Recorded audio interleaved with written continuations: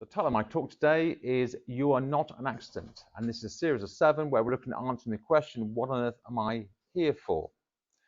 Now, you may say, yes, of course I'm not an accident, but your birth may be, and the fact is, in Britain, 45% of pregnancies and a third of births are unplanned. So you may have been a happy accident. And one of the challenges that we kind of sort of face within our particular world is that very often the focus has been upon a woman's rights. They say, well, actually, it's a woman's kind of choice. The challenge we've got at the moment, with that is the fact that it's not just about the woman; it's about this other person, this little person inside of you. It's a you may call it a fetus because it's an unborn baby. That's why it's called a fetus. It's an unborn baby, but it's a human life. Is it animal or mineral or human? It's human. It's human. That's what we're talking about here. And from a Christian perspective, both the mother's life is important and both the child's life is important. Both lives matter, and there has to be sort of balance between the two. Where at the moment, for example, in New York State, a fetus has no rights at all. So you can be abort the child up to birth, effectively, in America, in New York State, yeah.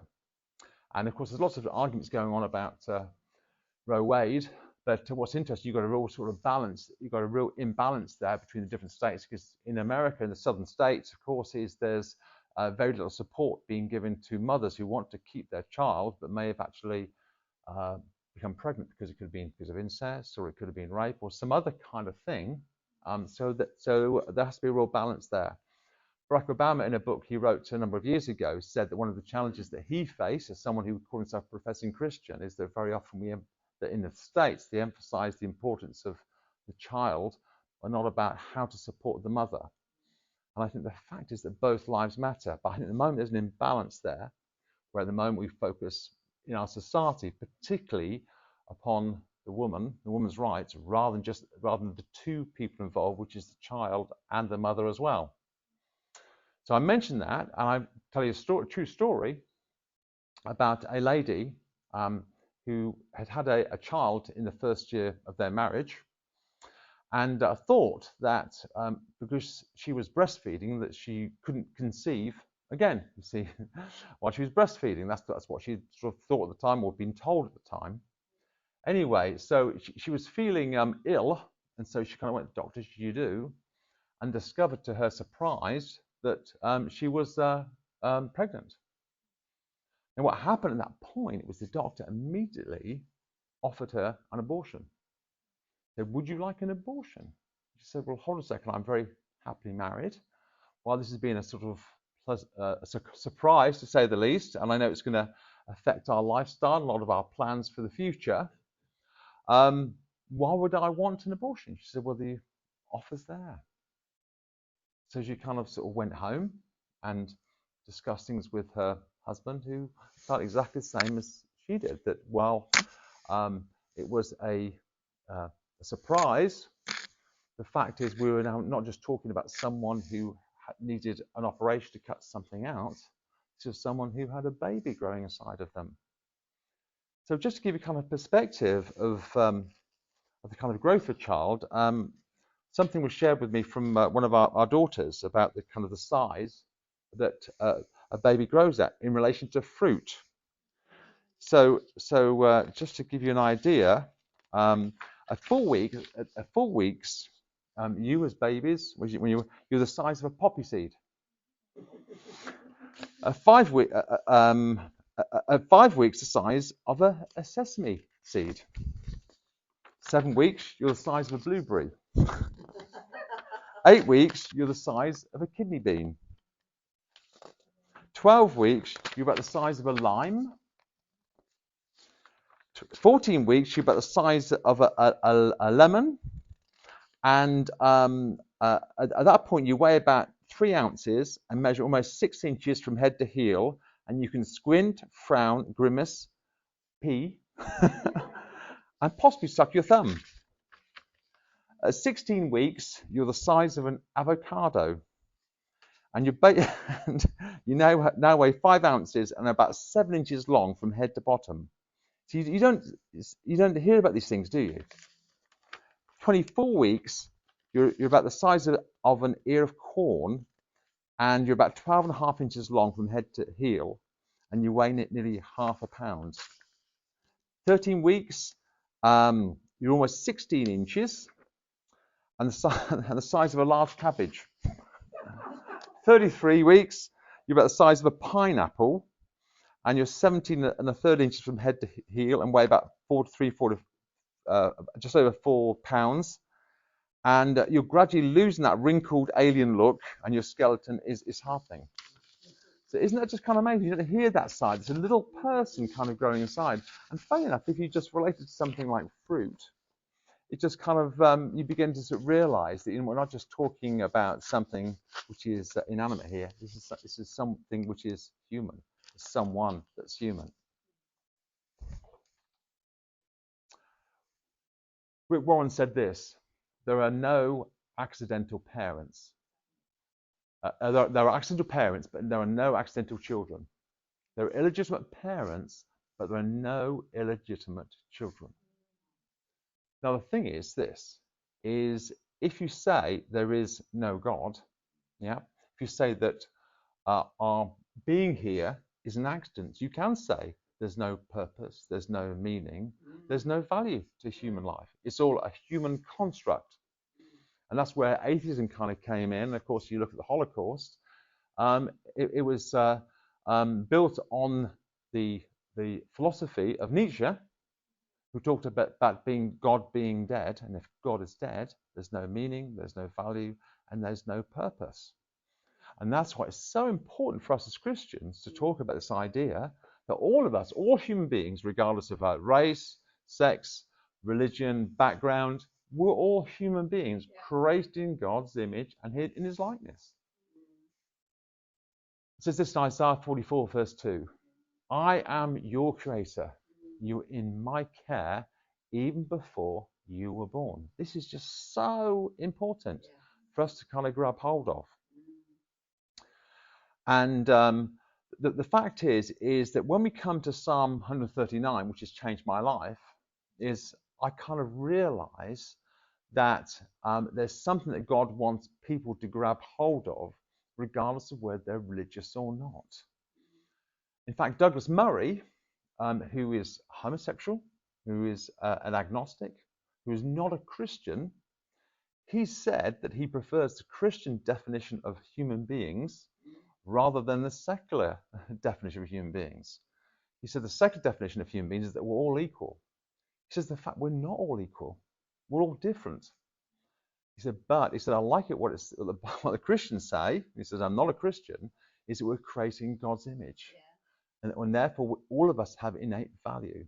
And so I find it really fascinating. Someone who's not a Christian, not one of us, has recognized the value of what Christians have to offer to our world. So we can look at Psalm 139 here, which is a wonderful psalm. And it talks about this, on a structure on it really is this, is that God knows all about us. That's verses 1 to 6. That he's always with us, which is 7 to 12. And that he can do all things. So he's all-knowing, all-present, and he's all-powerful. So let's look at this psalm together. It says this, verses 13 to 18. For you created my inmost being. You knit me together in my mother's womb. I praise you because I'm fearfully and wonderfully made. Your works are wonderful, I know that full well. My frame was not hidden from you when I was made in the secret place, when I was woven together in the depths of the earth. Your eyes saw my unformed body. All the days ordained for me were written in your book before one of them came to be. How precious to me are your thoughts, O God.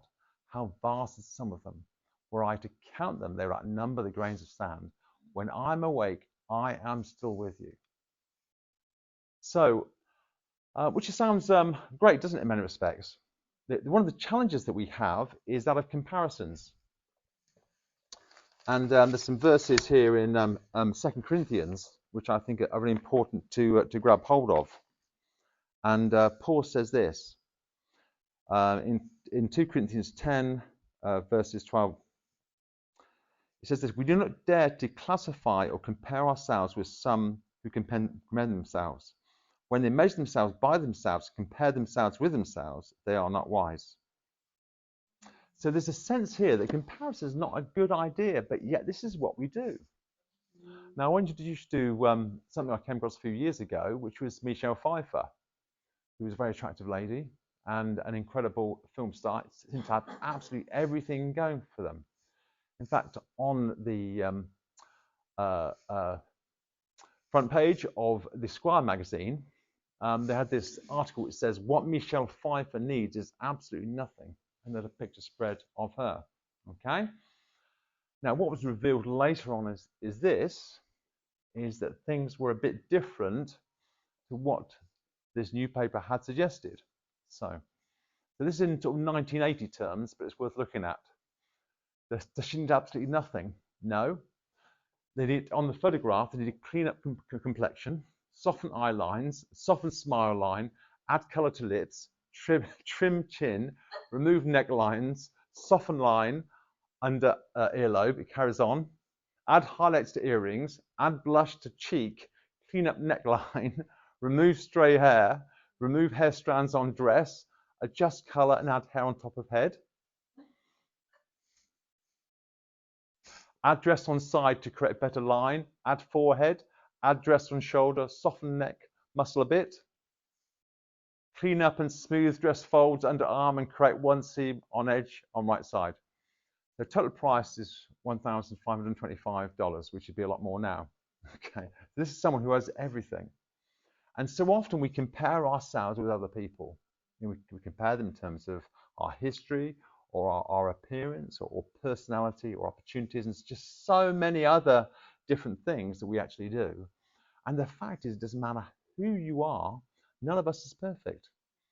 In fact, you may remember a model called Elle Macpherson. We need to pray for her. She's got cancer at the moment, but you need to pray for her. She was called the body. That's what she was kind of called. And my goodness, has she got a fantastic body. But she said, I've got a very small head in relation to my body. And I was looking at it and thinking, it is slightly smaller, you know, but she's called the body. So even with someone like that, they seem to have everything kind of going for them. But each of us has our own problems. Each of us has our own issues. And if you look at the stories of the great and the good, we see they suffer as much as we do, if not more so. The difference is being as they may have more money in the bank, but it doesn't necessarily mean they're any happier than any one of us. But the thing is, we sometimes fool ourselves into thinking that somehow we're worse off than them, and our lives would be so much better if we were someone like Taylor Swift. So one of the questions I've got for each one of us is this, is what aspects of your personality, background, and physical appearance are you struggling to accept? Oscar Wilde said this, be yourself. Everyone else is already taken. Said it many times, but I think it needs to be said many times too. Yeah. So I just want to sort of talk a bit about how I've sort of taken hold of this in terms of appreciating value for myself. Now, the particular verse which has really kind of come alive for me is Romans 8:28. It says this: we know that all things God works together for the good of those who love God, who are called according to his purpose. So what I've taken from that promise is whatever's happened to me, whatever my history is, whatever I am, you know, God can use it to the good. You see? God can bring good out of it, whatever happens. So I've got this natural kind of positive thinking, you know, belief in my life. Now, why is that important? Well, if I say, first of all, in terms of my background, is that while my mother wanted me, my father didn't expect me and actually didn't want me. And when I was born, I was seen as competition for him because I took all the energy from his wife, who expected to give all the energy to him, to me, you see. And I was a sickly child. You see, I had problems with my health when I was sort of born. And so there's even more devotion given to me. And for the first 6 months, apparently, I was crying all the time. And the philosophy at that point was if a child cried, you left them to it. They didn't realize until after 6 months that I had a hernia. So I was in agony for 6 months, you see. And my mum was sort of, anyway, she said, forget all that psychological rubbish. I'm just going to bring that by instinct rather than just through what the manual says. But see, what happened later on in life is that I thought for some reason there's something wrong with me because of the way I was treated by my dad. And it wasn't until actually I became a Christian that I was talking to my Heavenly Father about this, you see. And God said to me very clearly, it's not your problem. You're not the problem. He's the problem. It's his problem.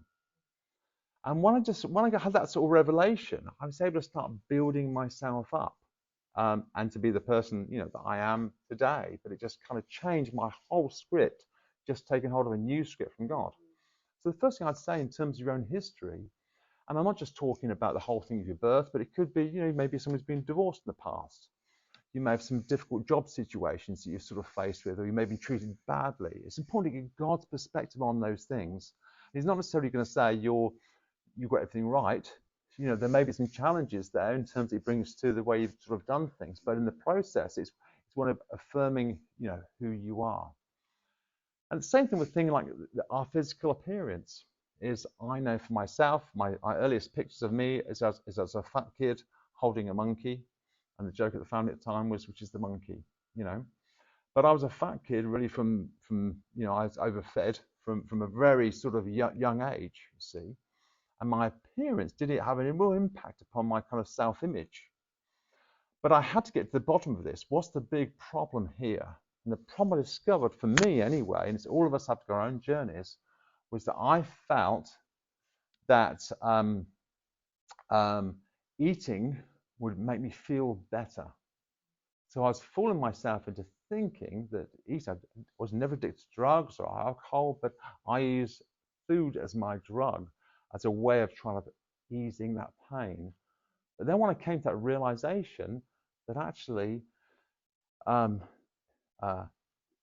is not meant to help your emotions, it's meant to help your body. That took a long time to kind of come to that place, but it's working it through, with God. And then the same thing with the personality. I just kind of realized is that, I didn't necessarily have all the gifts and the abilities that I think of other people. I always think of people who are much better than me, much more successful than me. But then I felt God just challenging me to make the most of what He has given me. So I think, okay, what are the particular qualities, that I have that I need to focus on, which are part of who I am. So rather than trying to be somebody else, focus on being the best person that, that I can be. Knowing that whatever negative things have happened to me, that working with God, working at salvation with fear and trembling, that God can actually start turning things around in a very significant way, you see. So, so this is a kind of a poem, which I think is a really sort of powerful sort of poem, which kind of sums up, I think, God's heart for each one of us. It says this, it's by a chap called Russell Kelfer. He says this: you are who you are for a reason. You're part of an intricate plan. You're a precious and perfect, unique design, God's special woman or man. You look for a reason. Our God made no mistake. He knit you together within the room. You're just what He wanted to make. The parents you had were the ones He chose, and no matter how you may feel, they were custom designed with God's plan in mind, and they bear the Master's seal. Know that trauma you faced was not easy, and God wept that it hurt you so, but it was allowed to shape your heart so that into His likeness you'd grow. You are who you are for a reason. You've been formed by the Master's rod. You are who you are, beloved, because there is a God. Isn't that powerful? And it's so important, I believe, for us to grab hold of this idea that each one of us are created in God's image and human life has value. I want to tell a story about a guy who's an apologist in many respects. And he wrote this wonderful book called Tactics. And he tells about this being on vacation at a family retreat in North Wisconsin. And when he was in the shop, he came across a lady with a large pentagram. You see these large pentagrams, big sort of 5-star things? And they're often associated with the occult. Anyway, he's quite interested in it, and he said, does this have any kind of religious significance to you? And she said, yes, it does have religious significance. The 5 points stand for earth, wind, fire, water, and spirit. And then she added, I'm a pagan. Now, his wife was caught off guard by this, and she said, I've never heard anyone say they're a pagan before. And so she said, so you're Wiccan? And the lady nodded, yes, I'm a witch. It's an earth religion, the woman explained, like the Native Americans. We respect all life. You respect all life? Yeah, I do, she says. And then his wife said, then you must be pro-life on the abortion issue. And she shook her head, no, actually not, I'm pro-choice. So at this point they were surprised and said, so isn't that an unusual position for someone as a Wiccan to take, to say you're committed to respecting to all life, you know, especially if you're committed to respecting all life, you know? You're right, it's odd, she admitted. Then she qualified herself. She said, I can never do that, she said, referring to abortion. I can never kill a baby. I wouldn't do anything to hurt someone else because it might come back on me. Okay? So they found this quite remarkable, her suddenly talking about the baby here. So, and by her own admission, she'd acknowledged that abortion was baby killing. What she didn't realize, though, was that a kind of admission had given a new area where they could discuss things. Okay? So, what they said to her, said, well, so you wouldn't do anything to hurt a baby, but other people would. Yes, okay. So what's your position then? She said, well, I think women have a choice, particularly if it comes to things like incest or rape. Okay, so women should have a choice. Okay. So what about then if I had a 2-year child in front of me who is a product of incest or a rape? Would you say that they should die? She said, well, I'm not sure, she said.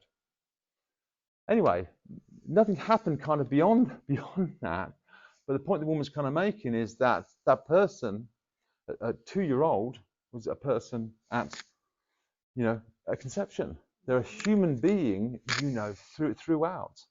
Now, it doesn't necessarily mean, you know, as a result of that, we should have abortion, that people should have to, shouldn't be allowed to have abortion. I'm not saying that by any means. What I'm saying is that we have to talk about reality. We're talking about human beings here. And the reason why that's important is because currently, as things stand, as far as abortion laws in this country is concerned, is the government is talking about bringing abortion up to birth. And the reason they're doing that is because they want to protect women from being prosecuted for abortion. You see, at the moment, women are allowed to have abortion up to a certain period of time. Now, the reason I kind of mention these things is because following up to what my Cheryl's uncle, who was a Bible translator, said, he said one of the issues that he has with churches in the country is we don't talk about ethical issues. So I'm not talking about us actually having a black and white, this is what Christians should believe line. He said, we're just not talking about it. So the reason I'm talking about it is because it affects so many things.